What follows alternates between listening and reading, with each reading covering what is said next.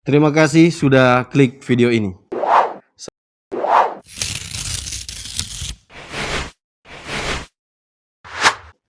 Selamat datang di Ruang Jawab.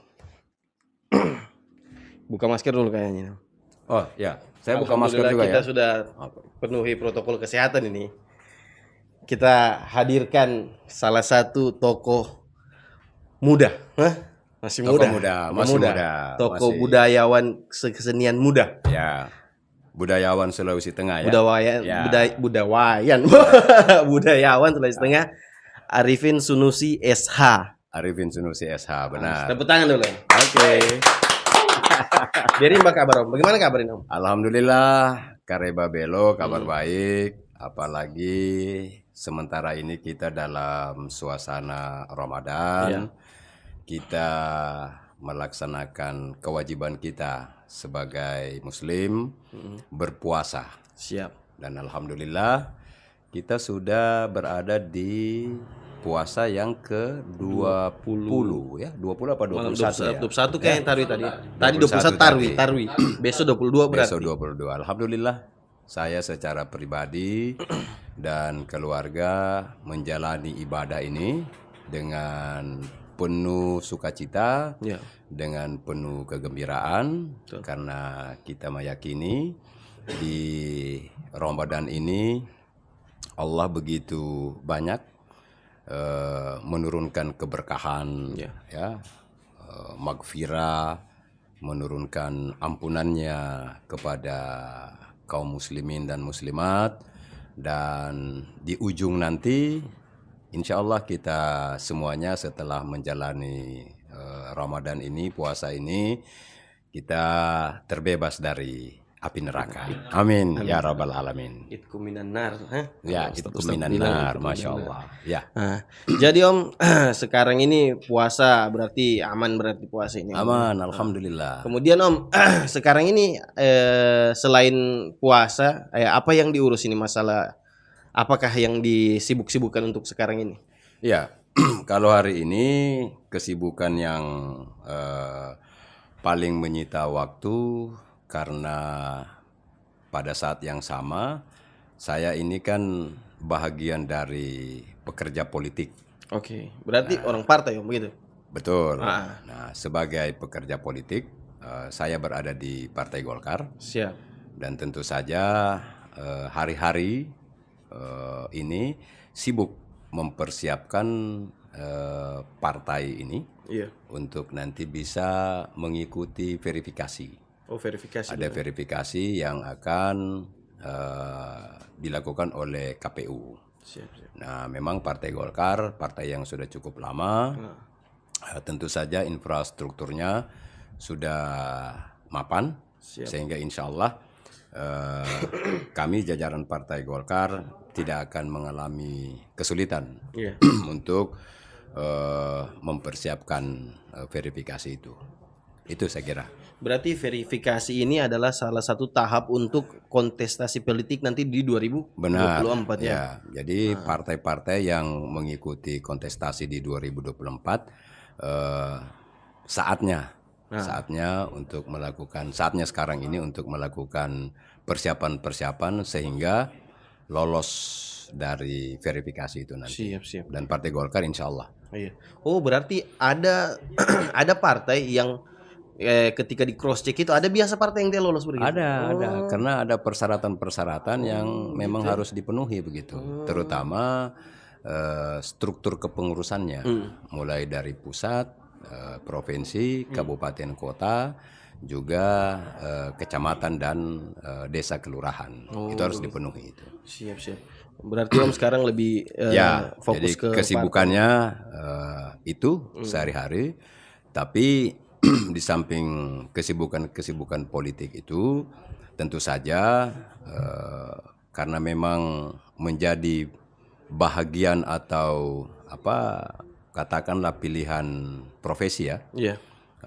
Saya adalah bahagian dari pekerja budaya begitu. Karena memang basic saya sejak awal itu memang sudah menggeluti dunia seni budaya. Oh, seni dulu ya. Nah, sehingga pada sekitar tahun 2000 Ah. itu saya alhamdulillah pernah menjadi ketua Dewan Kesenian Palu selama 5 tahun. Oh, tahun 2000 ya? Ya, dan berbarengan dengan itu saya juga alhamdulillah menjadi pimpinan di DPRD Kota Palu. Oke. Jadi selama tahun 1999 sampai 2009 saya alhamdulillah sebagai wakil ketua DPRD Kota Palu. Siap. Berarti ketuanya siapa waktu itu, Om Cudi? Waktu itu ketuanya Bapak Haji Rusdi Mastura yang akrab kita panggil dengan Kak Cudi. Iya. Kemudian wakil ketua satunya Bapak Mulhanan Tombolo Tutu atau yang kita kenal dengan Katoni. Nah, kata Dan kemudian saya wakil ketua 2 Arifin Sunusi. Itu di DPRD Kota Palu 1999 sampai 2009. sampai 2009. Ya, Oh, berarti kurang lebih 10 tahun aktif di DPRD Kota Palu. Kurang lebih 10 tahun memang, 10 tahun. Terus Om, kan kita tadi bicara Om ini adalah seorang budayawan, kemudian orang pelaku seni juga. Ya. Bagaimana dulu itu Om, waktu zamannya Om tentang seni itu lebih ke apa? Lebih karena seni ini kan banyak Om. Iya. Ada seni rupa, seni tari, seni musik. Ya, benar. Wah, zamannya Om itu artinya yang lebih tenar itu seni apa waktu itu? Ya, jadi kalau kita bicara tentang seni budaya Iya. di Kota Palu pada khususnya dan Sulawesi Tengah pada umumnya ada 2 hal. Pertama, kerja seni itu sendiri. Iya. Nah, kerja seni itu sendiri itu bergantung kepada personnya. Oh, begitu ya. Nah, kalau di dalam kesenian itu kita mengenal ada kurang lebih 6 tangkai seni. Tadi betul sudah bilang itu ada seni musik, Musik. ada seni tari, ada seni rupa, ada teater, Iya. ada sastra, ada tradisi. Nah, semua tangkai-tangkai seni itu memang oleh masing-masing senimannya, mereka memang sudah melakukan kerja-kerja keseniannya. Iya, sudah aktif Misalnya mereka. ada yang bergerak dalam bentuk studi, ya, mereka melakukan studi, mereka melakukan eksplorasi. Iya. Kemudian kalau bidang seninya itu misalnya teater, nah mereka melakukan pertunjukan-pertunjukan teaternya itu. Nah, biasanya kalau di teater, dan saya sendiri adalah pelaku teater. Oh, kalau Om teater ya? Saya secara otodidak, memang saya berada di posisi dunia teater begitu kan. Jadi saya menggelutinya itu. Saya alhamdulillah di kampus saya banyak melatih adik-adik mahasiswa. Karena saya juga di kampus pada zaman kuliah sejak tahun 83 itu, ya saya sudah terlibat dan melatih adik-adik mahasiswa yang baru dalam dunia teater. Ada olah tubuhnya itu kan. Nah, kemudian sekaligus bikin naskah pertunjukan. Naskah pertunjukan ya? Naskah pertunjukan kita latihan biasanya sampai 3 bulan. Kan? Untuk penampilan begitu ya? Kemudian kita melakukan pementasan begitu kan. Nah, banyaklah pementasan-pementasan yang kita lakukan. Beberapa naskah juga saya pernah sutradarai. Ada naskah yang saya buat sendiri, ada naskah dari luar, naskah saduran yang kemudian saya sutradarai dan mengajak teman-teman untuk bermain. Jadi selama kurun waktu itu memang sebahagian hidup saya itu kira-kira begitu. Betul. Dan sampai pada hari ini Iya. memang di dunia seni budaya sampai hari ini kan. Nah, itulah sebabnya satu sisi kalau kita bicara tentang kesenian dan kebudayaan itu diletakkan pada orang per orang, ada personal kira-kira begitu. Tapi satu sisi itu kesenian itu kan kesenian dan kebudayaan itu kan tidak hanya cukup dilakoni oleh person-person itu tadi, tapi perlu dunia seni budaya itu diorganisir. Nah, diorganisir dalam bentuk kelembagaan. Nah, itulah sebabnya pada tahun 2000 itu saya berinisiatif dan mengajak beberapa teman-teman seniman budayawan di Kota Palu untuk membentuk Dewan Kesenian Palu. Oh, berarti Om ini salah satu apa namanya? Pencetus, Penginisiatif. inisiator berarti untuk DKP ini ya. Inisiator untuk terbentuknya Dewan Kesenian Palu. Nah, ini berarti teman-teman harus tahu ini. DKP berarti Dewan Kesenian Palu yang ada sekarang itu adalah hasil dari bentukan yang saya inisiasi bersama dengan teman-teman lainnya kan begitu. Berarti salah satunya Om di situ. Ya. Nah, dan pada saat itu mekanisme untuk menentukan siapa yang menjadi ketua Dewan Kesenian Palu itu kita sudah menggelar pemilu raya. Oh, sudah sampai pemilu Jadi raya. kita sudah menggelar pemilu raya Dewan Kesenian Palu. Artinya belum kita bicara tentang pemilihan langsung kepala daerah, Sudah DKP dulu. Dewan Kesenian Palu itu sudah melakukannya di tahun 2000. Tahun 2000. Coba ingat saja itu kan. Iya, Nah, dan alhamdulillah itu saya terpilih secara demokratis. Karena semua seniman budayawan yang jumlahnya itu pada waktu itu sekitar 200 orang yang hadir di Taman Gor itu, masih Taman Gor itu. Nah, ketika kita menghelat pemilu raya untuk memilih ketua Dewan Kesenian Palu itu, dan alhamdulillah saya terpilih pada waktu itu. Jadi selama 5 tahun, dari 2000 sampai 2005 saya menjadi ketua Dewan Kesenian Palu. Setelah itu saya menggelar lagi pemilu raya. Oh, pemilu raya lagi. Nah, kemudian saya sudah tidak mencalonkan diri lagi karena saya berpikir mengorganisir kelembagaan kesenian dan kebudayaan itu kan tidak perlu berlama-lama di situ, kan? Jadi cukup satu kali saja. Setelah itu saya serahkan lagi kepada seniman budayawan berikutnya. Dan pada waktu itu memang yang terpilih itu sahabat saya, teman saya Revi Arifin Pasau. Oh, siap. Oh, itu kira-kira. Berarti Om ini pencetus, kemudian selanjutnya tinggal mengatur begitu ya, bajaga begitu dan Dewan Pembina istilahnya. Selain di DKP itu tadi boleh merokok ini? Boleh sekali. Ya. Supaya enak bicara. Siap. Supaya fresh. Mana kopiku? Nah, ini kopi punya kopi. Ini tidak ada kopi di belakang. Ini berarti Najeko ini. Iya. Ada kan cuman Om sendiri kasih ngopi. Cuma narasumber yang dikasih. Bagaimana tim ini? Tidak pekador. Aduh, berarti memang artinya Om ini adalah seorang inisiator, salah satu inisiatornya penyiator untuk jadikan kesenian ini ada yang mengorganisir begitu. Memang begitu Om, harusnya sesuatu itu harus terstruktur karena lepas banyak kepala nanti akhirnya tahambur. Jadi memang begini, bagi para seniman itu, teman-teman seniman yang biasanya saya istilahkan itu seniman 24 karat.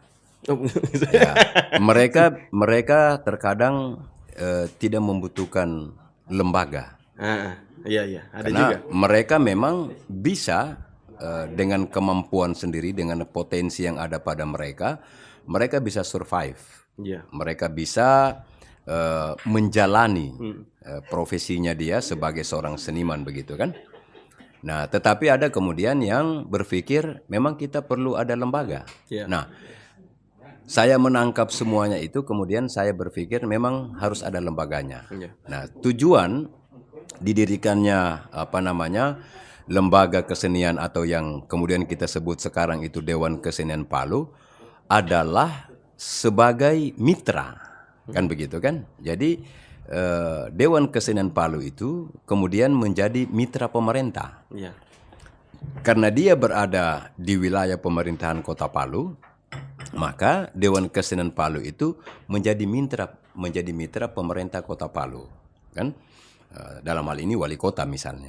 Nah, karena dia menjadi mitra sehingga lembaga tempat berkumpulnya para seniman budayawan itu mereka juga serta-merta harus ikut memikirkan bagaimana menata, membangun kota ini dengan baik. Sehingga mereka dapat melahirkan pokok-pokok pikiran tentang kebudayaan atau kesenian dan kebudayaan di Kota Palu. Betul. Dari pokok-pokok pikiran itulah wali kota dalam hal ini itu bisa menjadikan pokok-pokok pikiran tentang kesenian dan kebudayaan di Kota Palu itu kemana arahnya. Pembangunan kota itu di bidang seni budaya begitu kan. Nah, sudah pasti gagasan-gagasan, konsep-konsep tentang membangun kota itu ya tentu salah satu tujuannya estetikanya. Jadi estetika itu kita bicara tentang sebuah kota yang indah begitu kan. Sehingga orang pada datang karena keindahan itu kan menjadi bahagian dari kebutuhan semua orang begitu kan. Selain itu keindahan itu adalah seni juga. Pasti. Nah, jadi itulah. Jadi Dewan Kesenian itu kehadirannya itu menjadi mitra pemerintah Kota Palu. Nah, alhamdulillah di masa saya itu pemerintah Kota Palu pada saat itu Bapak almarhum ya Baso Lama Karate kemudian mengalokasikan anggaran kepada Dewan Kesenian Palu selama 5 tahun.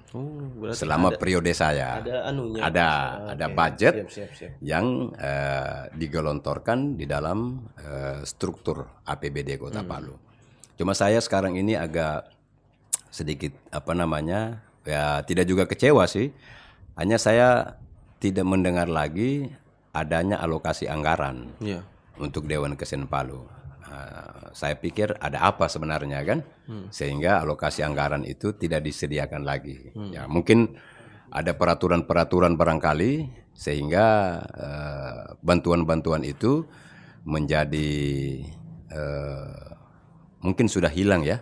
Kalau saya boleh katakan begitu, mungkin sudah hilang karena berbeda dengan zaman saya. Ketika pada zaman saya itu jelas disebutkan di dalam APBD Kota Palu itu nilainya berapa, gitu kira-kira. Berarti dulu zamannya Om anak-anak seni lah istilahnya, anak seni itu memang disupport sama pemerintah kota, pemerintah daerah untuk mengeluarkan mereka punya keahlian masing-masing seperti itu, karena disusun mereka punya kebutuhan kan. Dan bahkan di zaman saya itu kita sampai bisa melaksanakan event nasional kan. Jadi dulu itu kita pernah melaksanakan sebuah sebuah kegiatan nasional itu yang kita sebut dengan Palu Indonesia Dance Festival. Nah, itu dihadiri oleh seniman-seniman mancanegara kan. Jadi seniman-seniman nasional dari Solo, dari Jogja, dari Surabaya, dari DKI, dari Papua, dari Sulawesi Selatan, Sulawesi Utara, Sumatera, Kalimantan, itu datang semua di Palu. Kan? Datang di Palu, itu dari Australia itu datang juga dari Amerika. Orangnya, ya memang itu event besar dulu itu, event besar yang kita gagas begitu dan kita laksanakan di Taman Gor itu juga. Di Taman Gor juga. Nah, jadi kalau urusan kegiatan-kegiatan kesenian kebudayaan di Kota Palu ini jauh sebelum itu kita sudah melaksanakannya gitu. Tapi setelah itu meredup ya. Terus Om kenapa kan di situ Om dulu 2000 sampai 2009 kurang lebih 2009 sampai 2009. Di situ kurang bisa dibilang salah satu yang bisa mewakili aspirasinya rakyat, anggota DPR pada saat, bahkan wakil ketua 2 pada saat itu toh. Padahal sebenarnya bisa saja Om kan bagaimana ya, maksud saya begini Om. Om bisa cover ini anak-anak kah atau begitu, karena kalau kayak Om bilang tadi itu meredup toh.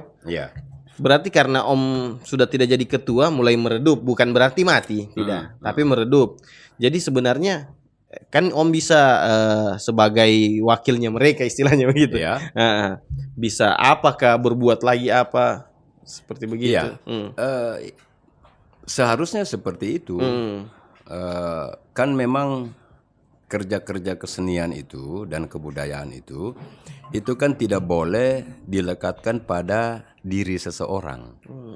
Karena kalau dilekatkan pada diri seseorang, maka ketika seseorang itu dia stagnan atau dia off atau dia mungkin mengurus yang lainnya, kira-kira begitu. Nah, itu dia bisa mandek. Karena dilekatkan pada personifikasi pada seseorang. Padahal kerja-kerja kesenian tidak boleh seperti itu. Memang dia harus fokus. Kerja kesenian itu harus diletakkan pada kebersamaan. Jadi siapapun yang menjadi, katakanlah ketua Dewan Kesenian Palu, itu tidak kemudian membuat kreativitas berkesenian itu berhenti. Jadi siapapun yang menjadi ketua Dewan Kesenian, kreativitas berkesenian, berkebudayaan itu dia harus jalan terus juga. Harus begitu. Karena kita tidak melekatkan kreativitas itu pada diri seseorang. Tapi kita melekatkan kreativitas berkesenian, berkebudayaan itu secara bersama-sama. Gitu kan. Nah, kalau secara bersama-sama, kalau yang satu, karena namanya judulnya bersama-sama. Kalau ada yang satu mungkin dia lagi sakit kepala, ya biarkanlah dia dulu dengan sakit kepalanya kasih obat. Yang lain kan yang tidak tidak sakit kepala, tidak demam, tidak meriang-meriang, ini jalan terus, gitu kira-kira. Nah, saya berharap memang seperti itu adanya, kan begitu. Tapi memang pasca saya itu tetap ide, gagasan, kreativitas seni budaya di Kota Palu itu tetap tumbuh, tetap tumbuh berjalan. Sampai hari ini saya melihat kan ada banyak sanggar-sanggar, kan ada banyak sanggar-sanggar kesenian yang tumbuh ini kan. Nah itu juga mereka jalan semuanya dengan pilihan tangkai seni apa yang mereka mau lakoni begitu kan. Nah hari ini saya melihatnya itu, bahkan kemarin saya hadir dalam pemilihan ketua Dewan Kesenian Palu kan. Yang baru-baru ini? Yang baru di museum itu. Nah, si Juli ada berapa kandidat kan yang ikut pada waktu ada Medi. Nah, tapi kemudian yang terpilih itu kan perempuan. Perempuan. Nah, itu Anita Mbero. Nah, memang Anita Mbero itu kan sudah berproses lama. Orang lama masih zamannya saya berkesenian itu. Dia sudah aktif memang. Betul. Dia sudah secara individual, dia sudah pernah persentase seni budaya, dia mengeksplorasi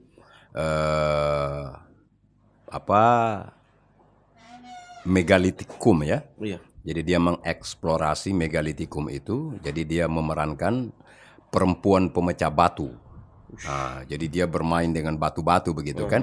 Tapi ide atau gagasannya itu dia bicara tentang perempuan yang tangguh, perempuan yang kuat, sehingga batu yang keras itu dapat dia olah begitu kira-kira. Dan kemudian dia juga bicara tentang bagaimana zaman zaman batu ya, atau yang kita sebut dengan megalitikum itu kan.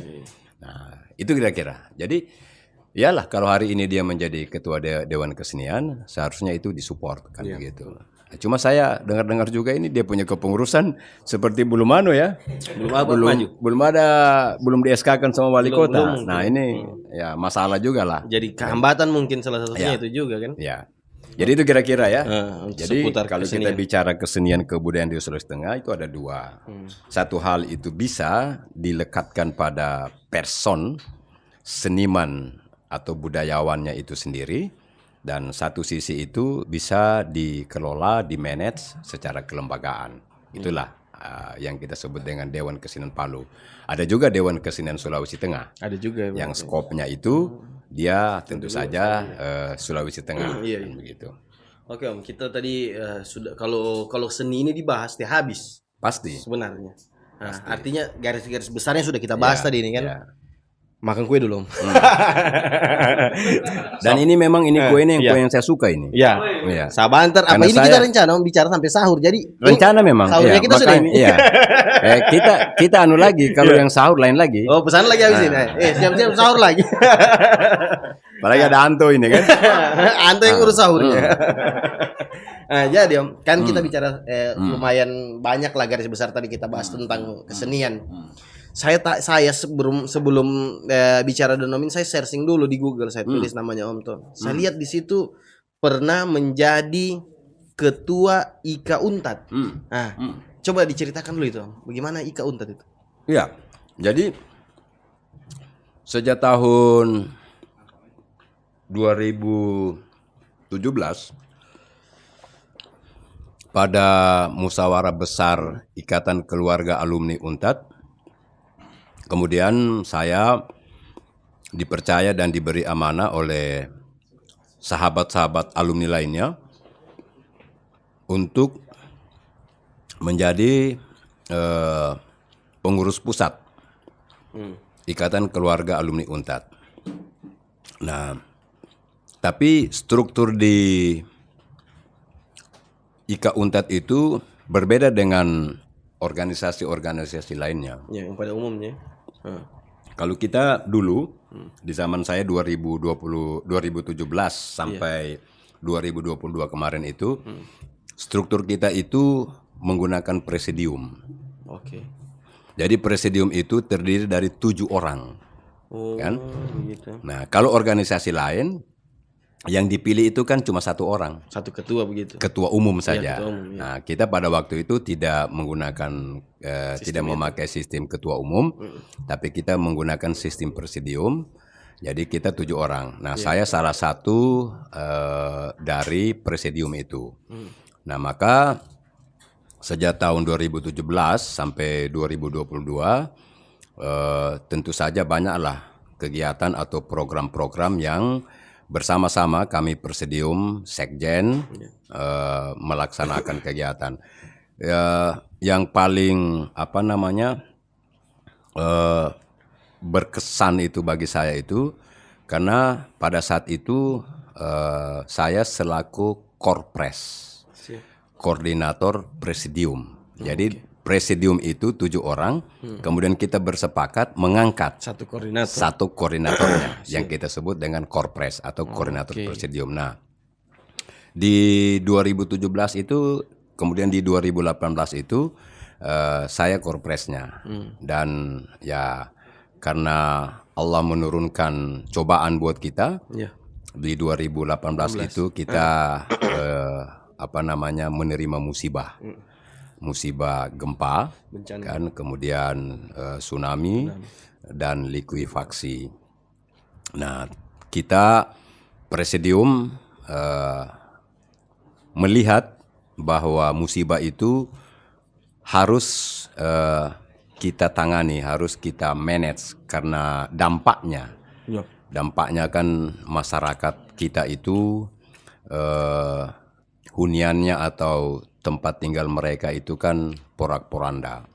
Terutama saudara-saudara kita yang ada di pesisir pantai Talise, pantai Lere, Silae, kemudian itu yang diterjang tsunami kan.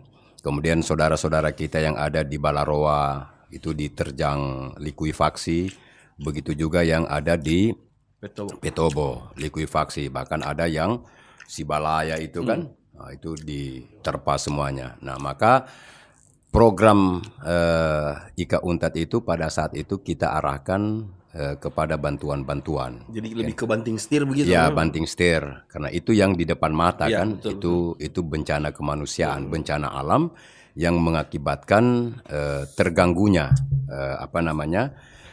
kehidupan sosial kemasyarakatan masyarakat Kota Palu, sehingga ya sudahlah kita kemudian menyediakan fasilitas-fasilitas kan, membantu masyarakat baik dalam bentuk sembako kan, kemudian ikut menyediakan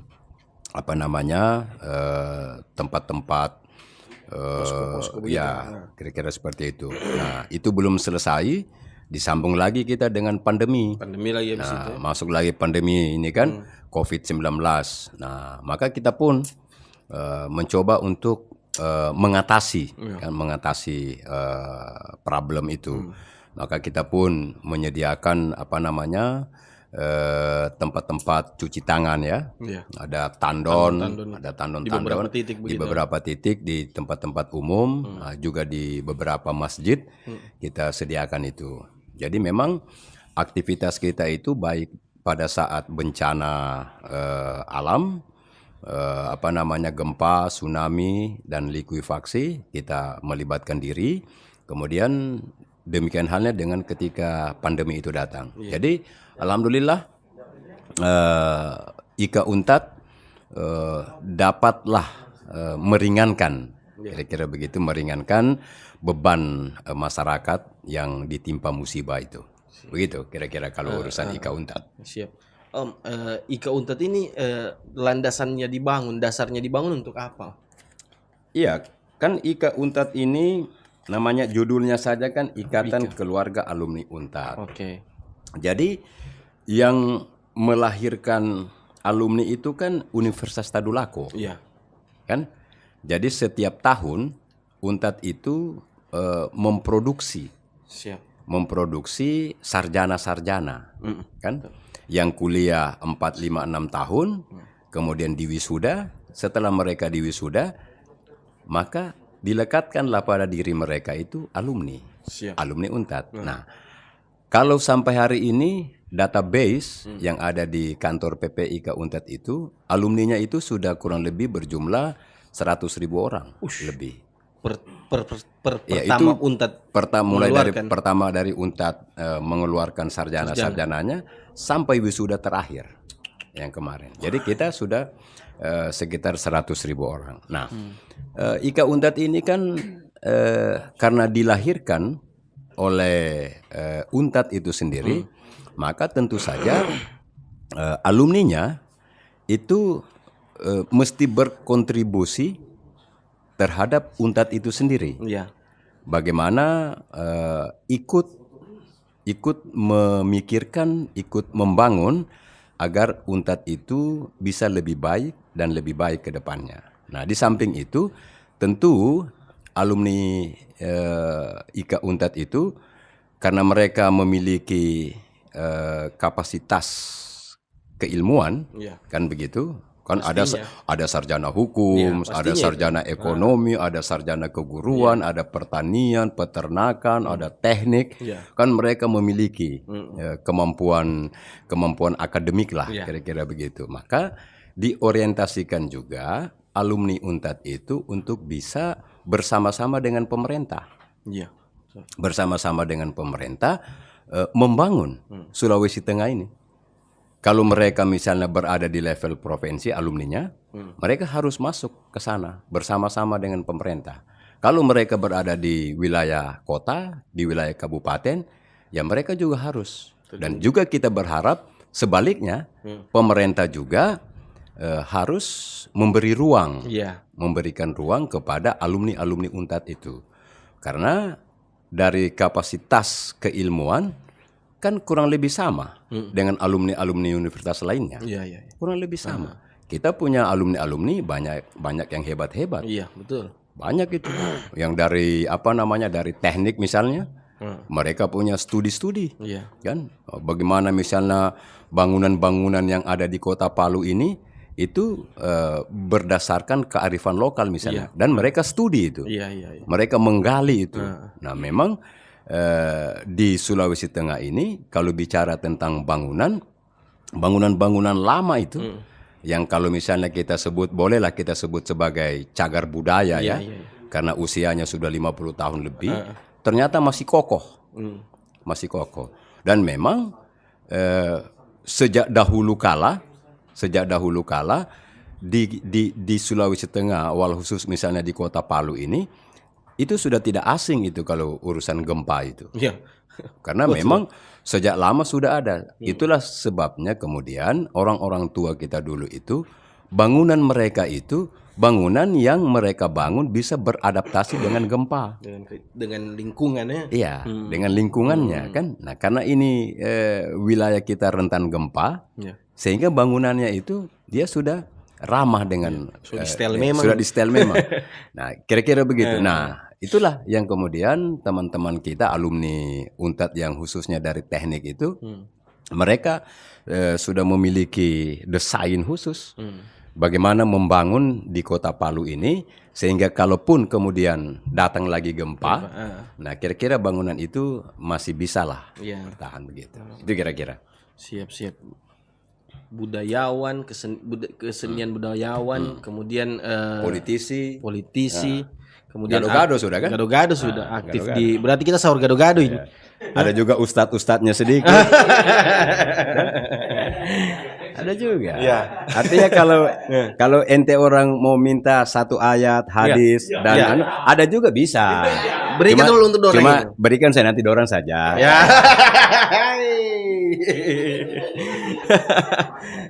Oke. Mantap sekali, Om. Jadi berarti selain aktif di organisasi, tadi juga sebagai wakil ketua DPR. Ya. Ada rencana lagi Om untuk kembali berkontestasi di dunia politik untuk 2024 nanti? Pasti sebagai seorang pekerja politik itu tentu selalu punya rencana. Siap. Kan selalu punya rencana. Dan memang hidup itu harus penuh dengan rencana. Ya. Kan? Di balik rencana itu juga kita harus memiliki kesiapan mental. Betul. Karena tidak semua rencana yang direncanakan oleh manusia itu bisa terkabul begitu. Nah, oleh sebab itu rencana itu pantas untuk dilakukan, untuk dijalankan, tapi sepenuhnya harus diserahkan semua kepada Sang Pencipta. Betul. Karena tidak ada sebuah rencana kemudian terjadi tanpa campur tangan Allah. Betul. Jadi hanya Allah yang kemudian dapat mewujudkan.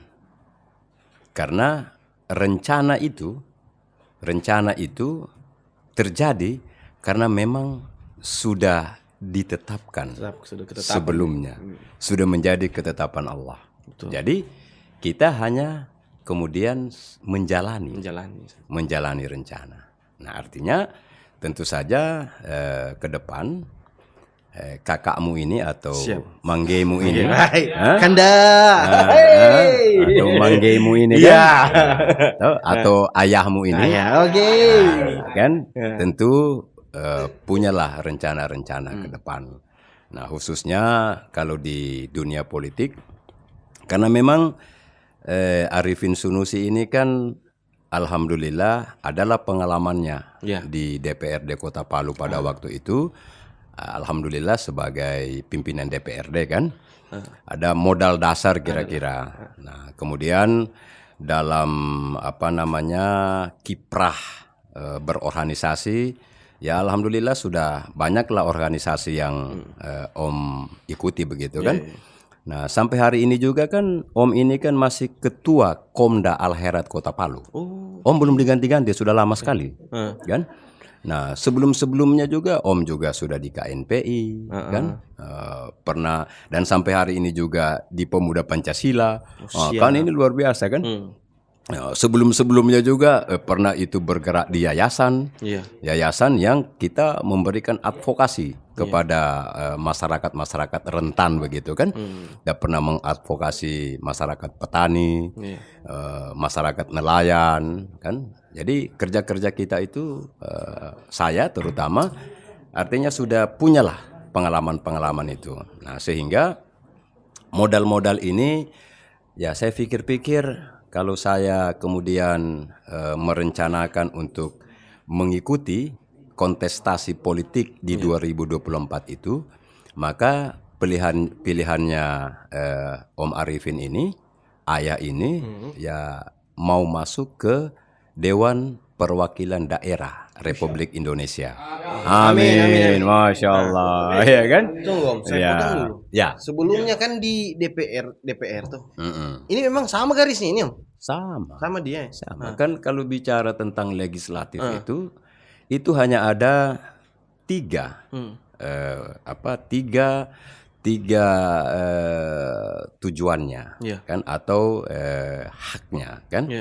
Nah, salah satunya itu tiganya itu, yang pertama itu kan kalau menjadi legislator itu atau anggota DPR itu harus tahu bahwa tugas mereka pertama itu sebagai tugas membuat peraturan-peraturan perundang-undangan, kan.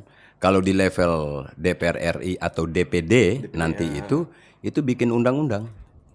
Itu yang disebut dengan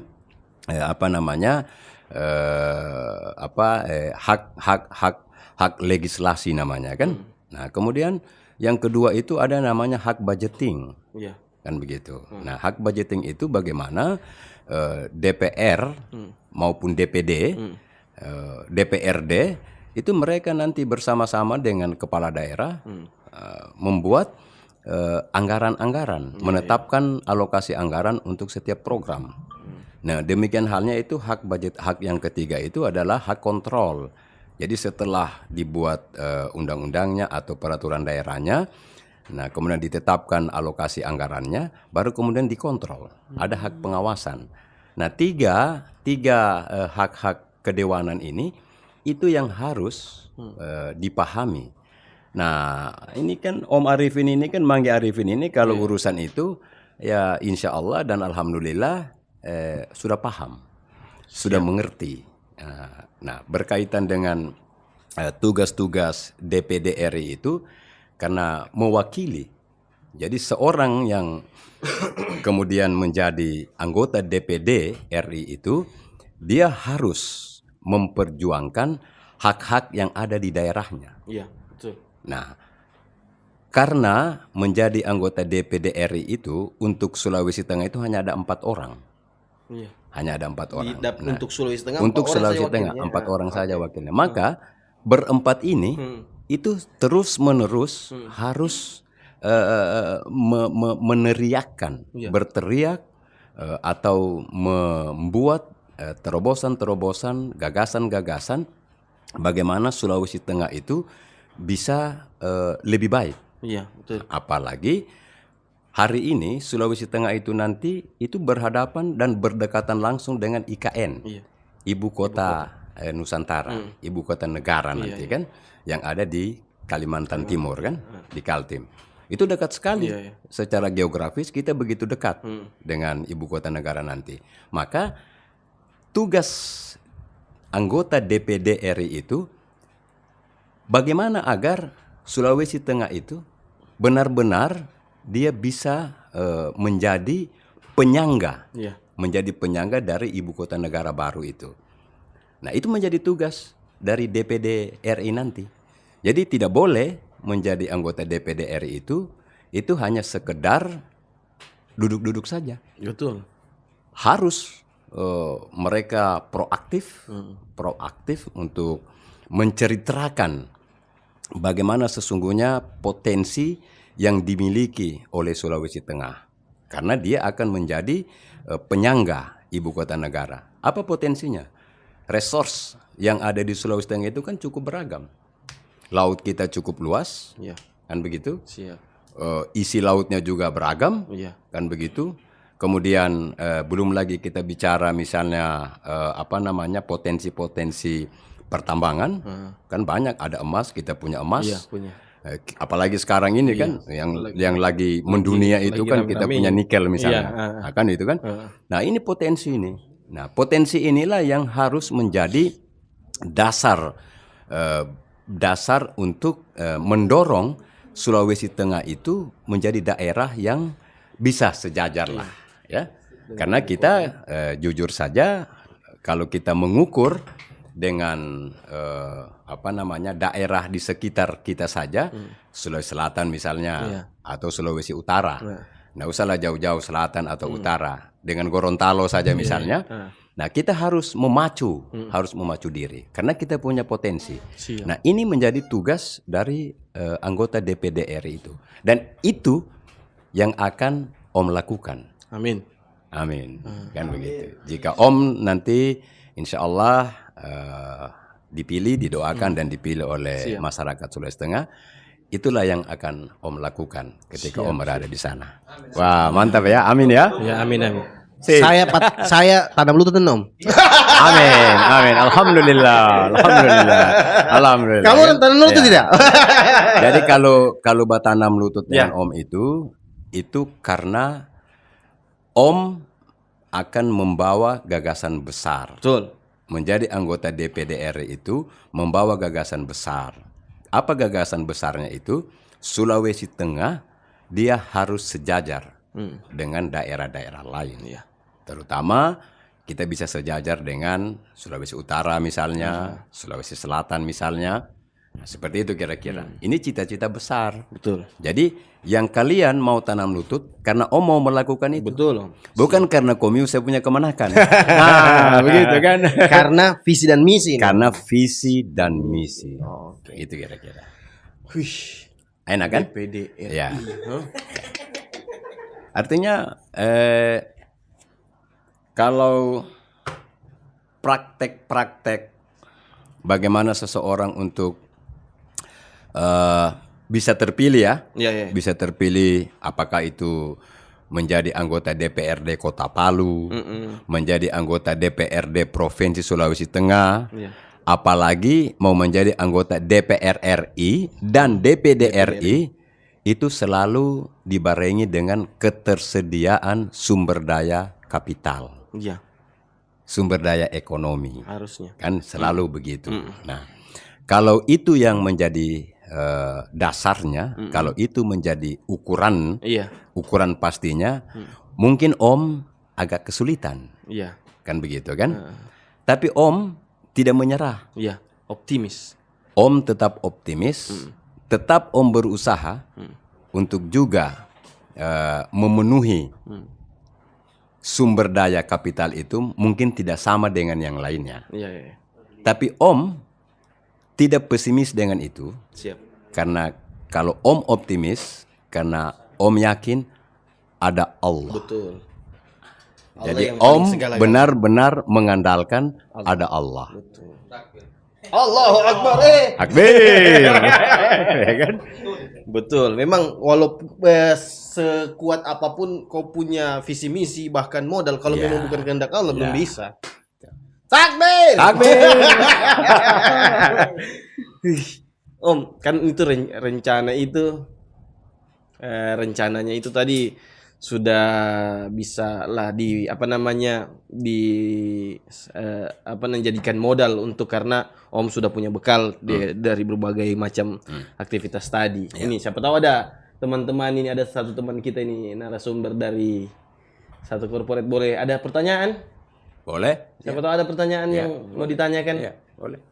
Tapi Om, tadi kan visi misinya ingin mensejajarkan dengan daerah lain. Dan mungkin itu juga yang pernah dilakukan oleh dapil-dapil sebelumnya. Nah, kalau dari Om sendiri nih, apa sih yang kendala sampai kita belum bisa sejajar dengan wilayah lain? Hingga sekarang apa kendalanya? Apa kendalanya?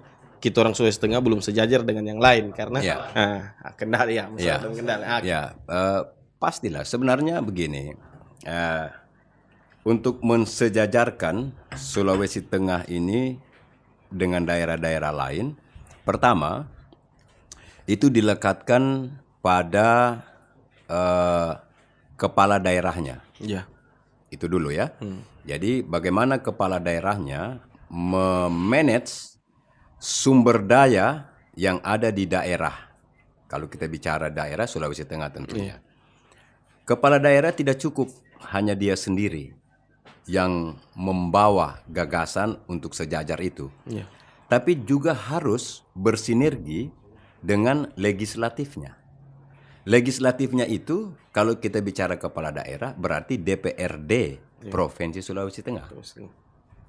Kalau mereka sudah bersinergi, apakah itu sudah cukup? Belum cukup. Karena kita memiliki keterwakilan. Ada anggota DPR RI dari Sulawesi Tengah yang 6 orang. Iya, 6 orang. 2024 bertambah jadi 7. Ya, 7. Mereka juga harus bersinergi dengan anggota DPR RI. Apakah sudah cukup? Belum juga. Ada 4 orang lagi anggota DPD RI. Nah, 4 pilar ini, kepala daerah, DPRD Provinsi Sulawesi Tengah, DPR RI, dan DPD RI, mereka harus bersinergi. Mereka harus bersuara sama. Mereka harus menyatukan satu visi. Jadi kalau visi itu, visi yang satu membawa Sulawesi Tengah sejajar, dan mereka bersama-sama berteriak, merumuskan kebijakan-kebijakan agar pemerintah pusat itu kemudian bisa membuka ruang agar Sulawesi Tengah bisa survive. Siap. Jadi di situ intinya harus bersinergi ini.